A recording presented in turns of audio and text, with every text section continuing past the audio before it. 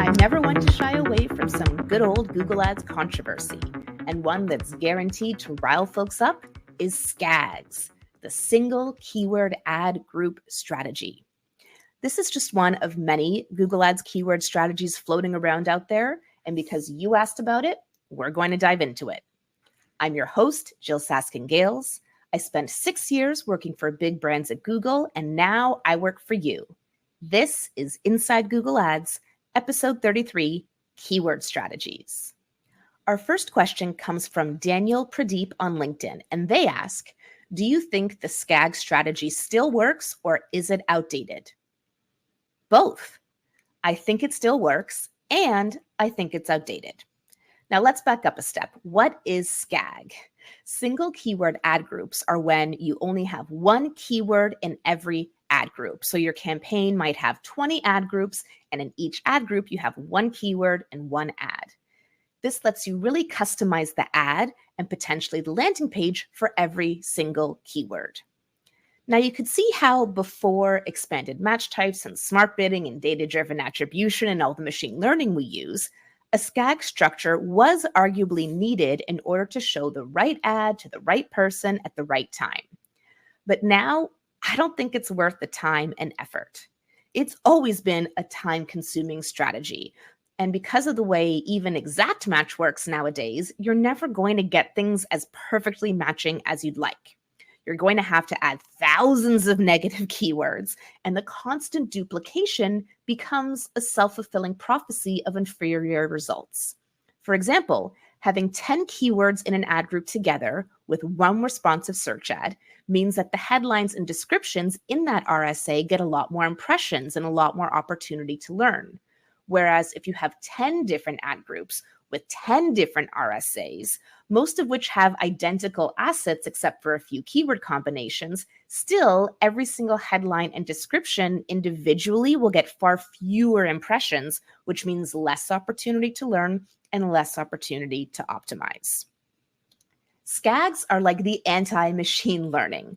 So while you could spend hours and hours of your life trying to bring Google Ads back to where it used to be, I don't think it's worth it, and I think it's the wrong place to expend your precious time and effort.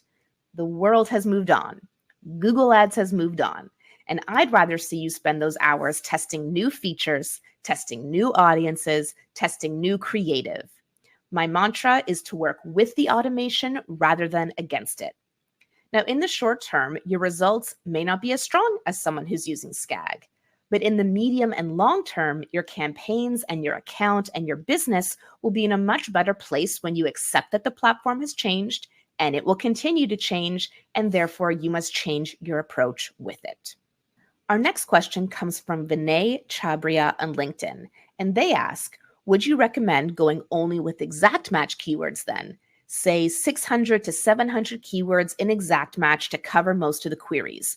Wouldn't that be the most cost-effective and ensure the highest relevance and get the highest conversion rate? I find myself recommending exact match more often than phrase or broad match in my coaching calls these days. I'm not saying only exact match keywords is the right option for everyone, but that's just a trend I've been noticing in what I'm recommending. That being said, I would not recommend a keyword strategy of 600 to 700 exact match keywords.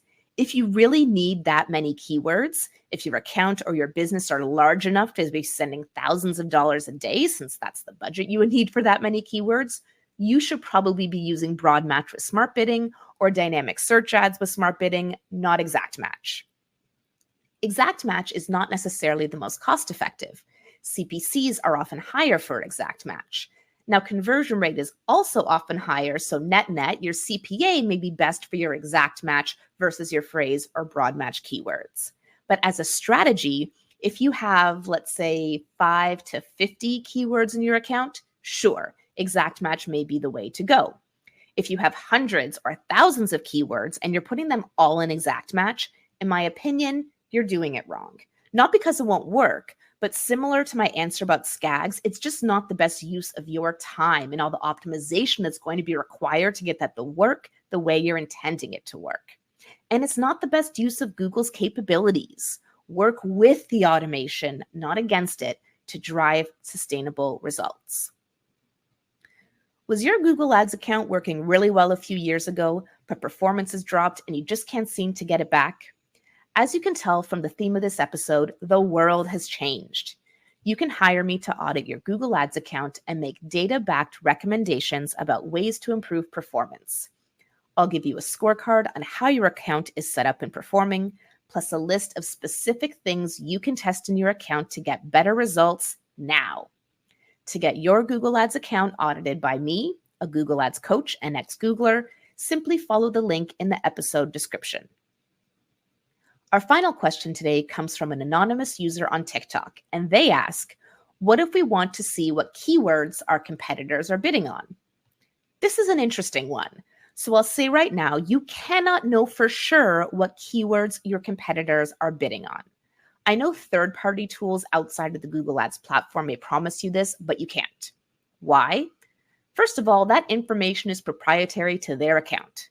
Second, because of how matching works and how things like dynamic search ads or performance max work, your competitor could be advertising on queries even if they don't specifically match to any keywords in their account. I see this a lot more now, companies who are doing competitor conquesting or advertising on very generic searches unintentionally because they don't check their search terms and they don't know how Google Ads works today.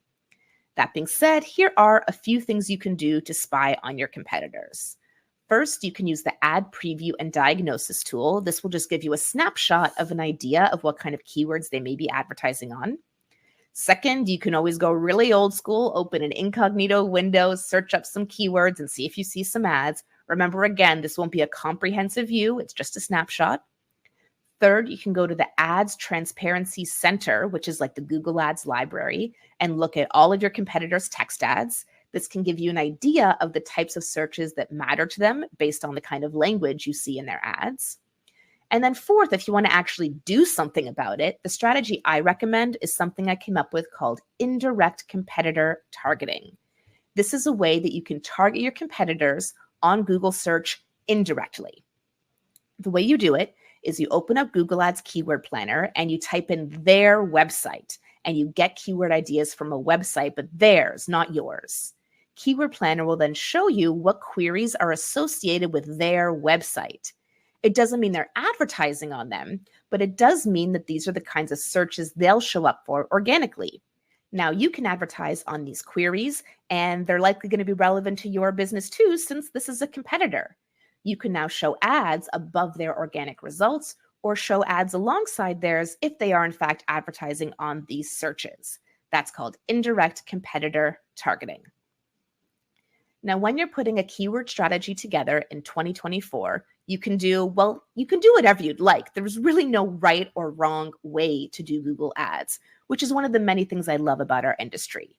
But my recommendation would be to focus on forward-looking strategies that are going to get the machine learning might of Google working for your business rather than against your business. Think of your account like a sailboat, and automation is the wind. Do you want to try to sail straight into the wind, fighting against it? Or do you want the wind at your back, filling up your sails and pushing your boat forwards? I know what kind of smooth sailing I'd prefer. Today's Insider Challenge is this.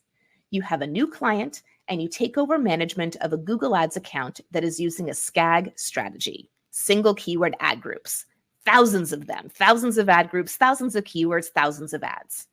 Your client came to you not because the account wasn't performing well, but because they didn't like the agency. They said they had poor communication. So the strategy is working. Do you keep the existing SKAG structure, or do you gather the data and build a new modern structure? What's your reasoning? You can participate by sending me your response to this challenge or any episode's challenge. The beauty of the Insider Challenge is there's no right or wrong answer. Just an opportunity to stretch your brain on real-life Google Ads problem solving. Shoot me an email at thegooglepro@jyll.ca, that's JYLL.ca, or send me a voice note in my Instagram DMs. I'm the_Google_pro on Instagram. Last episode's challenge was this. Your client has been a search-only advertiser for years, and they want to start testing audience-based advertising for the first time. What kind of audience targeting will you use in a demand gen campaign? Obviously, this is a very open-ended challenge, so your answer won't be the same as mine.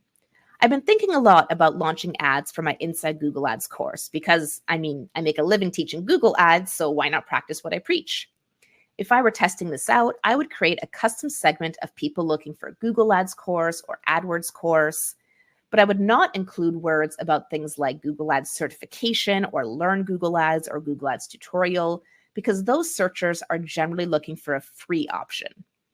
I might also test people who have the Google Ads, Meta Ads, or TikTok Ads apps on their phone as another kind of custom segment to see who I might reach.